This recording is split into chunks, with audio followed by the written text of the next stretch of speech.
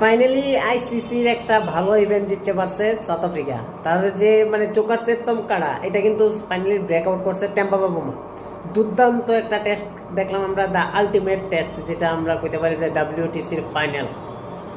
Outstanding batting performance. প্রথম ইনিংসে 74 রানের মতো ট্রেলে থাকে ছিল, যে কিভাবে 282 রানের টার্গেটটা চেস করছে, এটা মানে অসাধারণ একটা ব্যাপার। আর তার লেগে সম্পূর্ণ ক্রেডিট কিন্তু এডেন মার্করামরে আমরা দিতে পারি, আর টেম্পা বাবুমা। দুইজনের খুব দুর্দর্শ ব্যাটিং এর কারণে বা পার্টনারশিপের কারণে কিন্তু সাউথ আফ্রিকা এই ডাব্লিউটিসির ফাইনাল জিতছিল। যদিও সাউথ আফ্রিকা এই ডাব্লিউটিসির ফাইনালে একটা ফেভারিট টিম আসছিল না, আমরা সবাই জানি। অস্ট্রেলিয়া বরাবরই একটা স্ট্রং কন্টেন্ডার আসলো এবং তারা কিন্তু সেভাবেই খেলছে আমরা যা দেখলাম। বাট সাউথ আফ্রিকার বোলিং লাইনের এগেনস্টে অস্ট্রেলিয়া সেই রকম সুবিধাটা করতে পারছে না, এক্সেপ্ট যদি শেষের দিকে মিচেল স্টার্ক যে ইনিংসটা খেলছে 50 রানের একটা ইনিংস, এটা কিন্তু না করতে দিলে অস্ট্রেলিয়া আরও কম রান টার্গেট দিতে পারত। তো নো ডাউট আলটিমেট টেস্টের যে মেইন একটা আমরা জিনিস দেখলাম, সেটা হচ্ছে এডেন মার্করামের আউটস্ট্যান্ডিং ব্যাটিং। আর সেই কারণে সাউথ আফ্রিকা খুব দুর্দান্তভাবে ডাব্লিউটিসির ফাইনালটা জিততে পারছে 2025 সাইকেলের। তো বেস্ট অফ লাক সাউথ আফ্রিকার। আমরা কোনো ফার্স্ট টাইম টেম্পা বাবুমা এই কাজটা করে দেখালো। এর আগে আমরা দেখলাম 2024 টি20 ওয়ার্ল্ড কাপ হারা গেল সাউথ আফ্রিকা, 25 চ্যাম্পিয়ন্স ট্রফিতে সেইরকম পারফরমেন্স, শেষের দিকে সেমিফাইনাল গিয়ে সে আবার হারে গেছে।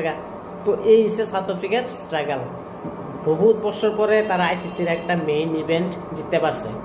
যদিও তাদের টিমের মধ্যে অনেক পোটেনশিয়াল আসছিল প্রত্যেকটা প্লেয়ার। আমরা দেখলাম যে এবি ডিভিলিয়ার্স থেকে ধইরা, স্টেন থেকে ধরে, গ্র্যান্ড স্মিথ থেকে ধরে, জ্যাক কালিস থেকে, প্রত্যেকেই কিন্তু পোটেনশিয়াল একদম খুব সুদক্ষ খেলোয়াড় আসছিল। বাট তারা কেউই কিন্তু আইসিসির সেই টাইটেলটা আইনে দিতে পারছে না, যেটা টেম্পা বাবুমার নেতৃত্বে করতে পারছে। আর টেম্পা বাবুমা কি কারণে সাউথ আফ্রিকার টেস্ট টিমের একজন অধিনায়ক করা হয়েছে, সেইটা কিন্তু আমরা রেজাল্ট দেখলাম। হাইটে ছোট হইলেও কিন্তু টেম্বার ক্যাপ্টেন্সিতে কিন্তু ফার্স্ট টাইমের মতো সাউথ আফ্রিকা এই আইসিসি ইভেন্টটা বড় একটা ইভেন্ট জিততে পারছে। তো বেস্ট অফ লাক আবারও কইতাছি। আর অস্ট্রেলিয়ার দিক থেকে অস্ট্রেলিয়া অনেক ট্রাই করছে, অনেক হার্ট অ্যান্ড সোল চেষ্টা করছে, বাট আজকে দিনটা ছিল সম্পূর্ণ সাউথ আফ্রিকার। যদিও প্রথম দিকে 2টা উইকেট নিতে পারছে, বাট পরবর্তী সময় কিন্তু সেই এডেন মার্করামের ব্যাটিংয়ের কারণে কিন্তু সেটা করতে পারছে না। আর তাহলে কিন্তু ডাব্লিউটিসির ফাইনাল আমরা দেখতে পেয়েছি সাউথ আফ্রিকার ঘরে গেছে। আমরাও খুশি, সারা ওয়ার্ল্ড খুশি, কেন সাউথ আফ্রিকা ফার্স্ট টাইম এতভাবে এর আগে স্ট্রাগল করেছিলেও কিন্তু তারা ফাইনালি চ্যাম্পিয়ন হইতে পারছে। আর এটার কিন্তু সেলিব্রেশন তো সম্পূর্ণ সাউথ আফ্রিকার হইবে, প্লাস আমরাও করব।